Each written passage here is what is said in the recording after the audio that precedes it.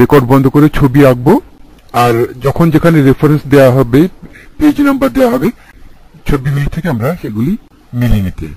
আমরা 135 পৃষ্ঠায় বর্তমানে আছি। আরেকটি জিনিস আমরা অন্যান্য ভাষায় অন্যান্য বিষয়ে আমরা রেকর্ড শুনে নিই।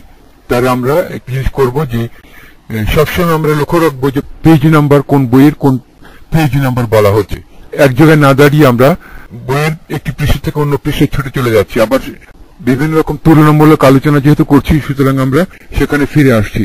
তো যখন যেরকম আমরা কোনো কিচেনে যে কোনো কিছু রান্না করা হয়, তখন আমরা দেখবো যে একটু আমরা তেল দিচ্ছি, তারপরে একটু মশলা দিচ্ছি, তারপরে একটু চিনি দিচ্ছি কিংবা লবণ দিচ্ছি, তারপরে এক পর্যায়ে আমরা চেখে দেখছি যে আমাদের সবকিছু ঠিক রয়েছে কিনা। এক্সাম প্রেপ টিউটোরিয়ালস এর জন্যই আমাদের টেস্ট অনুযায়ী আমাদের জ্ঞানার্জন হচ্ছে কিনা এবং আমরা পরীক্ষার জন্য তৈরি করতে পারছি কিনা সঠিকভাবে। এখানে দুটি প্রধানত আমাদের প্রায়োরিটি থাকবে। একটি প্রায়োরিটি থাকবে পরীক্ষা এবং সেই অনুযায়ী নিজেদেরকে অনুশীলন করা, জ্ঞান বৃদ্ধি করার সাথে সাথে আমাদের পরীক্ষাটাকে আমরা ভুলে না যাই। এটি হল 1 নম্বর প্রায়োরিটি।